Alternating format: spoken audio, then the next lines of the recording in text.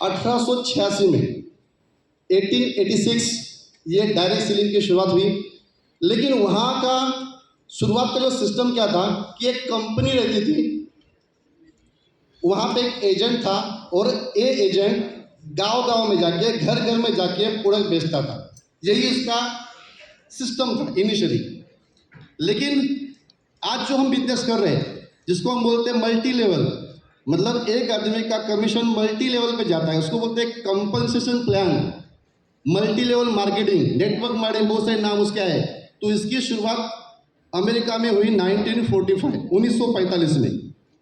अभी जैसे हम देखते हैं कि हमारे यहाँ बहुत सारी कंपनियां हैं, इलीगल काम करती है, तो हम थोड़ा बोलते हैं सर ये बहुत सारी कंपनियां, मार्केट खराब हो रहा है, ये हो रहा है। लेकिन एक्चुअली देखा जाए तो पूरे दुनिया का हिस्ट्री यही है। सिर्फ फर्क यह है कि हमारे पास ये बाद में आया है, वेस्टर्न कंट्रीज में पहले आया, लेकिन सबका हिस्ट्री सेम है। वहाँ पे 1945 के बाद बहुत सारी कंपनी आई जो गलत काम कर रही थी। जैसा हम बोलते हैं कि जहाँ अच्छे लोग होते हैं वहाँ बुरे लोग भी होते हैं। जैसा हम बोलते हैं जहाँ भगवान भी होते और देव भी होते, दानव भी होते, तो ये सिनेरियो सब जगह है। तो वहाँ भी ऐसा ही हुआ, बहुत सारी कंपनियाँ, मार्केट बदनाम हुआ। लेकिन वहाँ पे यूएस ने, अमेरिका ने एक प्रोविज़न किया 1868 में, 86 में हुआ और 86 में वहाँ पे डायरेक्ट सेलिंग हुआ। लेकिन उसके बाद 12 साल के बाद मतलब वहाँ एक प्रोविज़न किया और डायरेक्ट सेलिंग को थोड़ा रेगुलेट किया है। अभी देखिए वहाँ पे जब ये रेगुलेशन आया, वो ग्रोथ बहुत तेजी से हुई। उसको बोलते हैं CAGR। CAGR मतलब compound annual growth rate, CAGR। तो उसका CAGR ये बहुत तेजी से बढ़ गया। उसके बाद ये यूरोप में पहुंचा। यूरोप ने वहाँ भी शुरुआत में यूके बोलते यूनाइटेड किंगडम, उन्होंने उसके लॉ लाए, वहाँ भी इसका ग्रोथ अच्छा हुआ। उसके बाद ये आया पैन एशिया में। पैन एशिया में जैसे चाइना में 96 में 96 में ये डायरेक्ट सेलिंग चाइना में है, मतलब इंडिया में चाइना में सेम टाइम में ही ये चालू हुआ। लेकिन मैं आपको थोड़ा बताना चाहूँगा कि हम एक ही कंट्री है जहाँ पे पैन एशिया में जिन्होंने इसके लिए कोई प्रोविजन नहीं किया, उसके लिए कोई लॉ नहीं बने, एक ही कंट्री है। अगर देखेंगे तो आज पूरे दुनिया में यूएस के बाद यूरोपियन कंट्रीज में जैसा इंग्लैंड है, फ्रांस है, जर्मनी है, उसके बाद रशिया है। देखा जाए तो पैन एशिया में जैसा हम बोलते हैं चाइना है, जापान है, वियतनाम है, मलेशिया है, सिंगापुर है, थाईलैंड है, ऑस्ट्रेलिया है, सब जितने भी कंट्री का नाम लिया सब में प्रोविजन, सबसे लॉ है। अभी यहाँ पे अगर देखेंगे जिसका जो CAGR है, कंपाउंड एनुअल ग्रोथ रेट, ये सबका फास्ट है। और इस CAGR में पैन एशिया में सबसे लास्ट नंबर इंडिया का आता था। देखो ये समझना जरूरी है कि ये लॉ क्या करने वाले।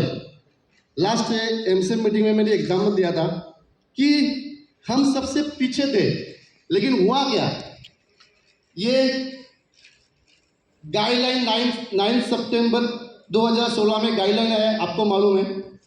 तो 9 सितंबर 2016 में जब ये गाइडलाइन है तो कुछ अच्छे लोग, एडुकेट लोगों को समझ में आया, जिनका स्टडी रहता है, तो उनको ये बात समझ में आई कि जैसा पूरे वर्ल्ड में जहाँ जहाँ ग्रोथ हुई, जहाँ कुछ प्रोविजन हुआ, जहाँ कुछ लॉ है, अरे इंडिया में कुछ अच्छा होने वाला है, तो अच्छे वेल एडुकेट लोग यहाँ पे आने लगे। और 2016 के बाद पूरे दुनिया में, पूरे वर्ल्ड में जितने भी कंट्री में डायरेक्ट सेलिंग चल रहा है, अबाउट 160 कंट्री में चल रहा है, तो उसका जो CAGR था उसमें सबसे ज्यादा ग्रोथ रेट ये इंडिया का रहा है, बिकॉज गाइडलाइन बन गई।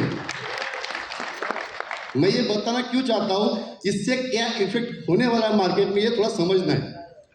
तो अभी ये मैं बोल रहा हूँ, लास्ट टाइम भी बोला था कि ये कोविड के पहले का है। बहुत लोग मुझे बोलते थे कि सर अनएम्प्लॉयमेंट क्रिएट हुआ इसीलिए शायद लोग यहाँ ज़्यादा काम करने नेटवर्क मार्केटिंग में आए। तो ऐसा नहीं है, ये कोविड के पहले का है, जिसको बोलते हैं BC।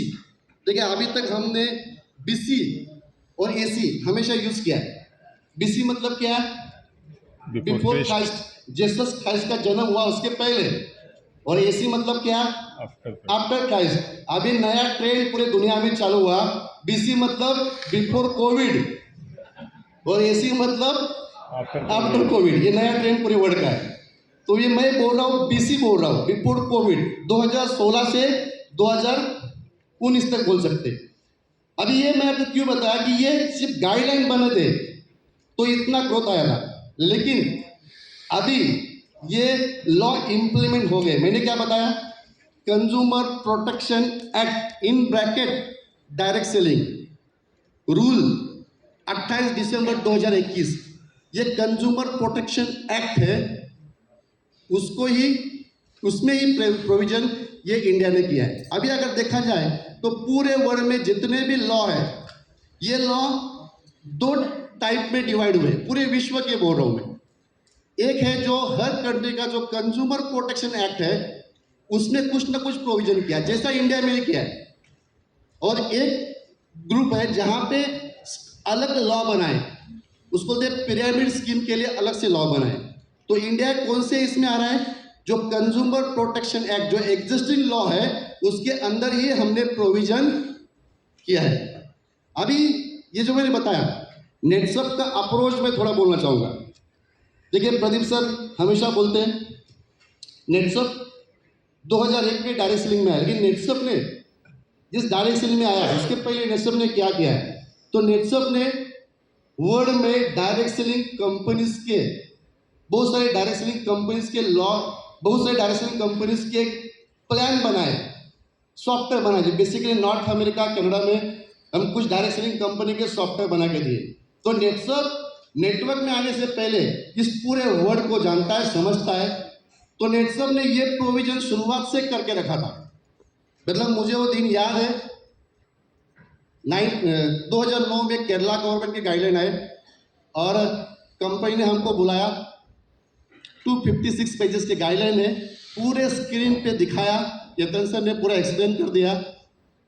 उस दिन सीना मतलब थोड़ा गर्व महसूस हुआ, बिकॉज जो गाइडलाइन में जो जो चीजें लिखी थी नेटसप में पहले दिन से मौजूद थी। ये नेटसप, आज नेटसप कोई भी चीज बोलता है तो हमको एक ही समझ में आता है कि ये बोला है, मतलब ये डायरेक्ट सेल के फायदे की बात है, किंतु परंतु कभी आता नहीं। बिकॉज नेटसप, केतन सर ने कल भी बताया कि नेटसप हमेशा डायरेक्ट सेलर के बारे में सोचता है, पैसा ही कमाना ये नेटसप का उद्देश्य कभी नहीं रहा। उसके बाद मैं आपको क्या बोल रहा हूँ कि गवर्नमेंट ये जो लॉज है उसका अप्रोच नेटसप ने शुरुआत से रखा है। उसके बाद 2016 में गाइडलाइन आए, गाइडलाइन आने के बाद कंप्लाई करना पड़ा हर कंपनी को, दिल्ली में जाके ये डॉक्यूमेंट सबमिट करना था, उसको बोला कंप्लायंस सर्टिफिकेट दिया। तो नेटसप ने जब वो कंप्लायंस सर्टिफिकेट दिया, नेटसप ने जो कंप्लाई किया, डॉक्यूमेंट जमा किया, नेटसप जब कंप्लायंस सर्टिफिकेट मिला तो वहाँ नेटसप के बारे में ये बोला गया कि हर कंपनी ने ऐसा ही करना चाहिए जो आपने किया है। ये है नेटसप। अभी नेटसप ने हमेशा लॉ को फॉलो किया है, बिकॉज मैंने क्या बताया कि 2 टाइप के लॉ बने। एक तो कंज्यूमर प्रोटेक्शन जो एग्जिस्टिंग लॉ है वहां से कुछ अपडेट हुआ है, या तो अलग से लॉ बना है। तो इंडिया में कंज्यूमर प्रोटेक्शन एक्ट के अंदर ही ये प्रोविजन हुआ है। तो नेटसप ने शुरुआत से ही ट्रेडिशनल मार्केट में जो जो चीजें लगती है ये बना के रखी है, और नेटसप ने शुरुआत से ही इस सिस्टम को फॉलो किया है। अभी बहुत से लोग पूछते हैं, सर आपका कंपनी IDSA का मेंबर है क्या, FDSA का मेंबर है क्या? बहुत लोग पूछते हैं ना, क्या है IDSA, FDSA क्या है? ये प्राइवेट ऑर्गेनाइजेशन है, ये कोई गवर्नमेंट का बॉडी। IDSA क्या है? Indian direct sell association. FDSA क्या है? Federation of direct sell association. अभी नया निकला है ADSEI, association of direct selling entity of India. ये क्या है? This a private organisation. वहाँ पे कौन लोग हैं? तो बहुत सारी कंपनियां हैं, उनके मेंबर होते हैं, कुछ उनका फीस होता है, क्योंकि उनको जरूरत पड़ती है। अगर हमको कुछ प्रॉब्लम आएगा तो हमको सपोर्ट चाहिए। नेटसप ने पहले दिन से ना कोई ऑर्गेनाइजेशन में नाम डाला है, बिकॉज नेटसप कोई प्राइवेट ऑर्गेनाइजेशन को फॉलो नहीं करती है, नेटसेप एक गवर्नमेंट को फॉलो करती है, वो पहले दिन से करती है। क्योंकि ये क्वेश्चन हमेशा आता है, चलिए क्यों नहीं, जरूरत नहीं है, बिकॉज गवर्नमेंट जो बोलेगा वो हम करेंगे, और हमने ये करके दिखाया है। मैं आपको बोल रहा हूँ कि मेरे हर सेशन में हमेशा बोलता था कि लॉ आने के बाद हम सबसे आगे रहेंगे। लोग बोलते थे अरे कब आएंगे लॉ, जब तक नहीं आएंगे तब तक छोटा दूसरी कंपनी में काम कर लेते, अभी टाइम खत्म हो गया। तो अभी ये जो टाइम है ये सेलिब्रेशन का टाइम है। तो आपको अगर कोई बोलता है जीएसटी करना है क्या, ये करना है क्या, आपको मैं एक ही बात बोलूँगा, नेटसेप जो भी बोलेगा वो आपके फायदे के लिए बोलेगा। आज हम सक्सेस क्यों है, मैं सक्सेस क्यों हूँ, बिकॉज एक बिलीव सिस्टम इधर बैठ गया। नेटसेप ने जो बोला मतलब ये हमारे फायदे के लिए बोला है, इसमें कोई किंतु परंतु आता नहीं है। तो मैं और आप अगर हम सक्सेस होना चाहते हैं तो नेटसेप से प्यार करिए। अगर आप जिस दिन नेटसेप से प्यार करना स्टार्ट हो गया, सक्सेस की शुरुआत हो गई, 100% सक्सेस की शुरुआत हो गई। सो मुझे